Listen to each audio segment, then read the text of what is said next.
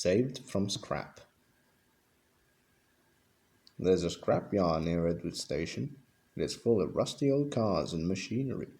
They are brought there to be broken up. The pieces are loaded into trucks, and Edward pulls them to the steel works where they are melted down and used again. One day Edward saw a traction engine in the yard. "Hello," he said. "You're not broken and rusty. What are you doing there?" "I'm Trevor," said the traction engine sadly. "They're going to break me up next week." "What a shame," said Edward. "My driver says I only need some paint, brasso and oil to be as good as new," Trevor went on sadly. "But it's no good. My master doesn't want me. I suppose it's because I'm old-fashioned." Edward snorted indignantly. "People say I'm old-fashioned, but I don't care. The Fat Controller says I'm a useful engine."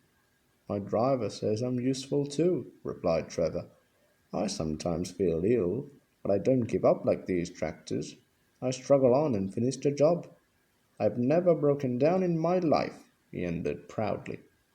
"What work did you do?" asked Edward kindly. "My master would send us from farm to farm. We threshed the corn, hauled logs, sawed timber, and did lots of other work. We made friends at all the farms, and saw them every year. The children loved to see us come. They followed us in crowds, and watched us all day long. My driver would sometimes give them rides." Trevor shut his eyes, remembering.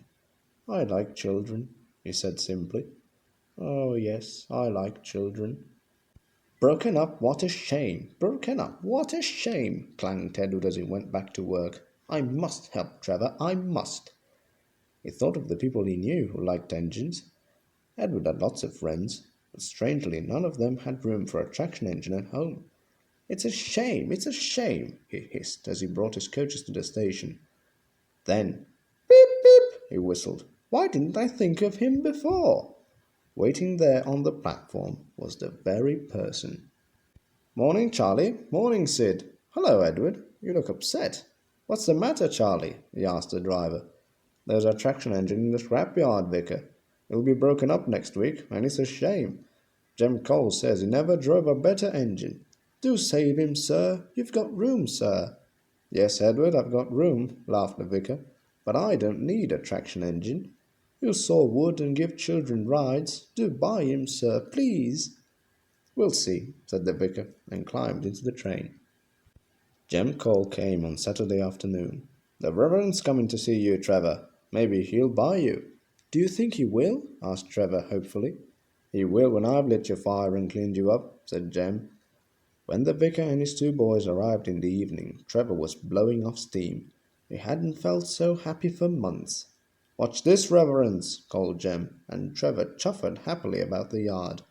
"Oh, Daddy, do buy him," pleaded the boys, jumping up and down in their excitement.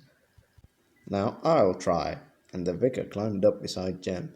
"Show your paces, Trevor," he said, and drove him about the yard. Then he went into the office and came out smiling. "I've got him cheap, Jem, cheap." "D'ye hear that, Trevor?" cried Jem. "The Reverend saved you, and you live at the vicarage now." "Beep, beep," whistled Trevor happily.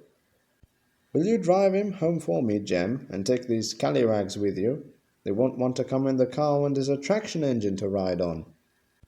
Trevor's home in the vicarage orchard is close to the railway, and he sees Edward every day. His paint is spotless, and his brass shines like gold.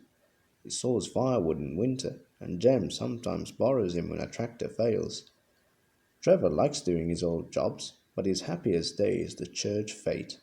Then, with a long wooden seat bolted to his bunker, he chuffers round the orchard giving rides to children. Long afterwards you will see him shut his eyes, remembering. "I like children," he whispers happily.